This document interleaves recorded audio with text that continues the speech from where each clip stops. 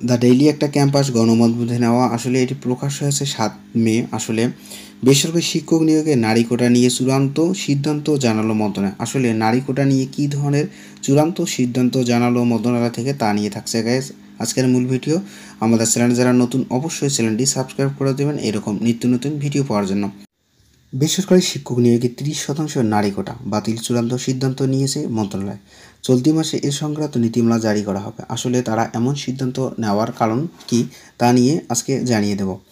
এই বিষয়ে মন্ত্রণালয়ের মাধ্যমিক ও উচ্চশিক্ষা বিভাগের যুগ্ম সচিব বেসরকারি মাধ্যমিক শাখা মোহাম্মদ হেলালুজ্জামান সরকার এমন একটা গণমাধ্যমকে তারা জানিয়েছেন 30% নারী কোটা নিয়ে আমাদের একটি সভা হয়েছে।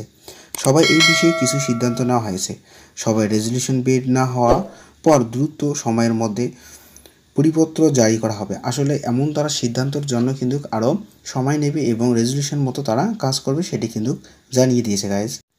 এখানে আরও বলা হয়েছে নাম অপ্রকাশকারী রাখা সত্ত্বেও মাধ্যমিক ও উচ্চশিক্ষা বিভাগের এক কর্মকর্তা বলেন, গত রোববার বেসরকারি শিক্ষক নিয়োগে 30% নারী কোটা বাতিলের সিদ্ধান্ত চূড়ান্ত করা হয়েছে। এখন শুধু পরিপত্র জারি করার বাকি রয়েছে। সবাই রেজলিউশন বের হওয়ার পর পরিপত্র জারি করা হতে পারে। চলতি মাসের পরিপত্র জারি করা সম্ভব না হলে আগামী জুন মাসে পরিপত্র জারি করা হতে পারে। আসলে তারা এমন যে 30% নারী কোটা বাতিল করলো এটি কিন্তু দীর্ঘদিন যাবৎ বল ছিল, কী কারণে বাতিল করলো সেটি কিন্তু এখনও তারা জানিয়ে দেয়নি এবং জুন মাসের মধ্যে এমন কাজ করবে তারা কিন্তু সেটিও জানিয়ে দিয়েছে।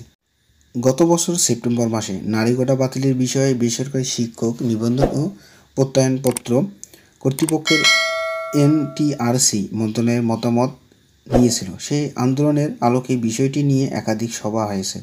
সভায় জনপ্রশাসন মন্ত্রণালয়ের প্রজ্ঞাপন অনুযায়ী শিক্ষক নিয়োগের কার্যক্রম এবং পরিচালনা নিয়ে মতামত দেওয়া হয়। এই মতামতের ফলে বেসরকারি শিক্ষক নিয়োগের নারী কোটা বাতিলের চূড়ান্ত সিদ্ধান্ত নিল জাতীয় শিক্ষা মন্ত্রণালয়। আসলে নারী কোটা যে বাতিল করবে এমন সিদ্ধান্ত কিন্তু আন্দোলন বা অনেক কিছু হয়ে যাওয়ার পরেও কিন্তু তারা এমন ধরনের চূড়ান্ত সিদ্ধান্ত নিয়েছে যে নারী কোটা তারা বাতিল করে দেবে। জানা গেছে 1999 সালে বেসরকারি শিক্ষা প্রতিষ্ঠান এবং শিক্ষক নিয়োগে 30% নারী কোটা চালু করা হয়েছিল, কিন্তু পুরোপুরি বাস্তবায়ন না হওয়ার বিশ্বব্যাংক সুপারিশ এবং 2004 সালে বিএনপি সরকার নতুন আদেশ জারি করে তা বাধ্যতামূলক করেন এবং সিদ্ধান্ত ফলে দেশের অগ্রসর এবং এলাকায় নারী এবং প্রার্থী চরম ও দেখায় যে 2010 সালে এবং আওয়ামী লীগ সরকারের গোপালগঞ্জ সহ কয়েকটি জেলা এবং উপজেলা নারী কোটা শিথিল করে। কোটা সংক্রান্ত আন্দোলনের চলাকালীন 2024 সালে 24 জুলাই সুপ্রিম কোর্টে আপিল বিভাগে এবং নির্দেশনা আলোকে সরকারি চাকরির সব গ্রেড নবম এবং 20তম এবং 7% কোটা রেখে বাকি 93% মেধার ভিত্তিতে সরকারি পরীক্ষার মাধ্যমে নিয়োগ সংক্রান্ত প্রজ্ঞাপন জারি করে জনপ্রশাসন মন্ত্রণালয়। আসলে এটি কিন্তু আবারও বাতিল করে দেয় তারা 24 সালে দেওয়ার পর কিন্তু মেধার ভিত্তিতে শিক্ষক নিয়োগ সেটি কিন্তু তারা চালু করে দিয়ে প্রজ্ঞাপনে বলা হয় সরকারি এর মধ্যে আদেশ জারি করেছে সমতা এবং নীতি এবং অগ্রসরণ এবং জনগোষ্ঠী প্রজাতন্ত্র কর্মের প্রতিনিধিত্ব এবং লাভ নিশ্চিতকরণের লক্ষ্যে এবং সরকারের বিভিন্ন প্রতিষ্ঠানের সরকারি আধা সরকারি এবং স্বশাসিত আধা এবং স্বশাসিত প্রতিষ্ঠান স্বশাসিত এবং সাংবিধানিক এবং কর্তৃপক্ষের এবং বিভিন্ন কর্পোরেশনের চাকরিতে এবং কর্মের সরাসরি নিয়োগের ক্ষেত্রে এসব গ্রেড নিম্নরূপ এবং কোটা নির্ধারণ করা হয়। ক মেধাভিত্তিক 93%, খ মুক্তিযোদ্ধা শহীদ মুক্তিযোদ্ধা এবং বীর বাঙালরা এবং সন্তানের জন্য 5% এবং গ ক্ষুদ্র নৃগোষ্ঠীর জন্য 1% এবং ঘ শারীরিক প্রতিবন্ধী এবং তৃতীয় লিঙ্গের জন্য 1%। নির্ধারণ কোটার যোগ্য প্রার্থী এবং পাওয়া না গেলে সংশ্লিষ্ট কোটা শূন্য পদগুলো সাধারণ মেধার তালিকা থেকে পূরণ করা হবে।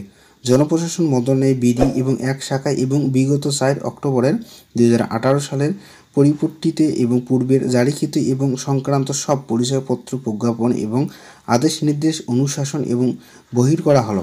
এই আদেশে অলিম্বনে এবং কার্যক্রম হবে। আসলে তারা এমন আদেশ যে চালু করেছিল এবং মুক্তিযোদ্ধা এবং প্রতিবন্ধী কোটা এবং শারীরিক প্রতিবন্ধী কোটার জন্য যে এই কোটাগুলির ভিত্তিতে যদি সেখানে কেউ না থাকে তালিকায় সেজন্য তারা আবার মেধা ভিত্তিতে যারা নিয়োগ পাবে এবং সেইগুলোকেই নেবে এমনটা তারা জানিয়ে দিয়েছে। যদি ভিডিওটি ভালো লাগে অবশ্যই লাইক কমেন্ট শেয়ার করবেন। সবাইকে ধন্যবাদ।